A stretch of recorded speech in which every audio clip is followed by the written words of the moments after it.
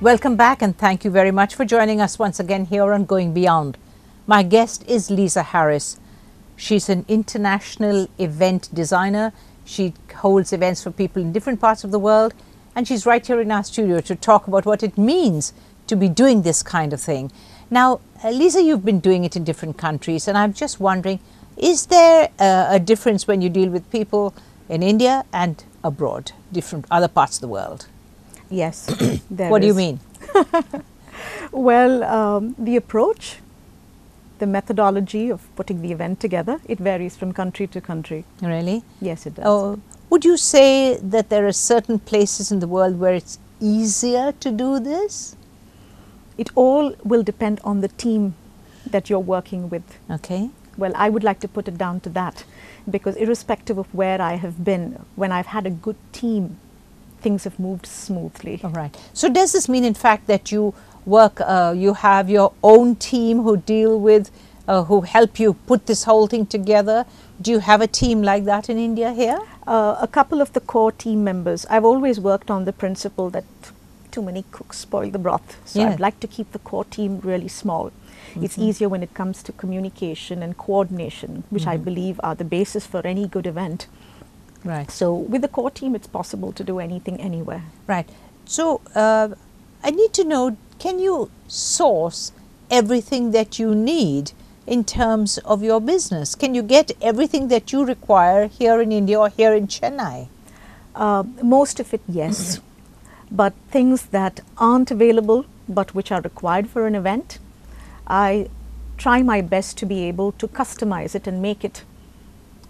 So things that aren't available outside in the stores or even online, we design and we make. Right. Oh, what about lead time, Leeza? How long do you need? How long do you need to actually put something together? Well, Does it depend on the event? it depends on the event, it depends on the client. For example, there was one client who came to me 4 days before a wedding and said, Wow, that's very 4 short, days. yes. And I said, what do you want me to do? And she says, do the entire church. And this was a really large space. And we had 4 days to put this together.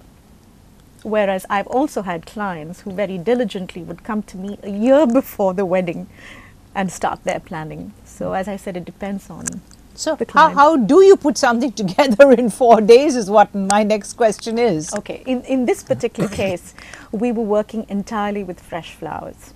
So we pulled out all the stops. We made sure we got the best of the flowers. And that's what we went with. Right. You also have a very widely viewed web page. You know, it's what is it? It's Chrysalis, right? Yes, Chrysalis. Okay. Well, what's the actual web? Well, it's Chrysalis Events and Crafts. We started out with that, and we've now diversified into the Chrysalis Studio. Okay. Now, you've also very interested in children's crafts, Leeza, and I'd like to draw you out on that. Yes, I love working with children. So I created an edutainment workshop for children in the ages of 5 to 12, boys and girls. It's called the Chrysalis Busy Bee Fun Factory, and I eventually got it patented. This was something that was organized for 10 years across 7 cities in India. Right. Now, over the recent past, we've been seeing a kind of a revival of interest in arts and crafts. Yes. Am I getting this right? Is that in fact the case? Yes, it is true. There are different kinds of art and craft, not just one particular kind. For example, what we do at the Chrysalis Studio is that we encourage people to try out acrylics, not even oils, but more acrylics, and to work with resin. But others are doing traditional craft, traditional art. And that's great because it exposes not just our youngsters, but also people who are interested in this subject to know what's out there, what's possible, and to actually try to give it a hand. Right. Do you think that there is enough importance being paid to people who are in the business of arts and crafts? I mean, are they, actually respected for what they're doing?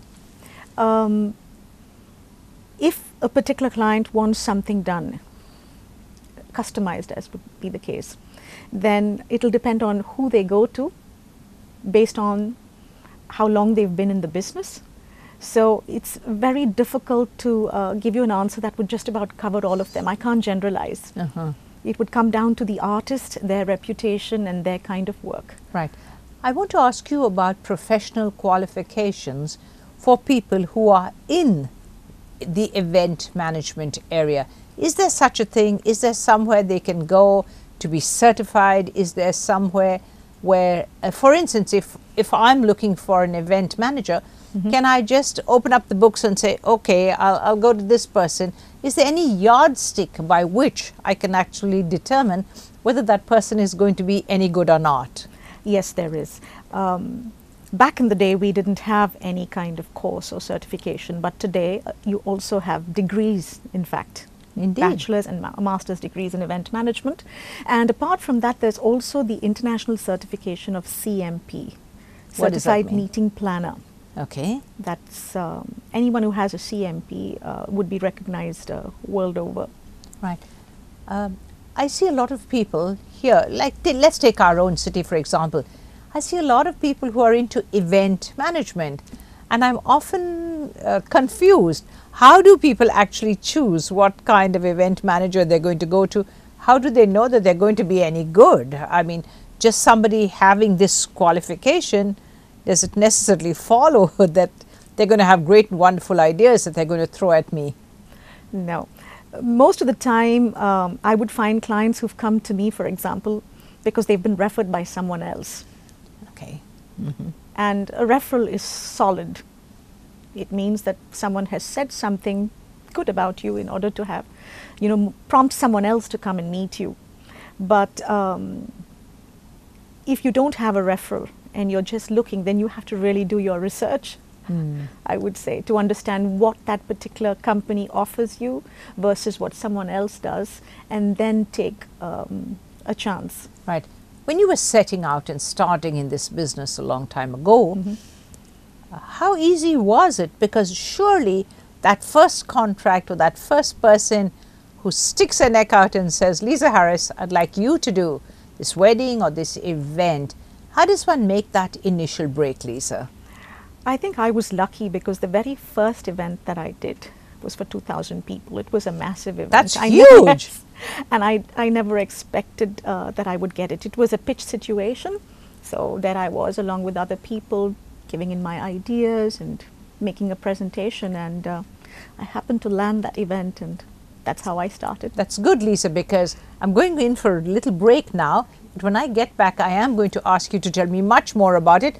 2,000 people seems like a crazy number of people. Well, it's time for us to take another very short break. Be right back with you. Don't go anywhere.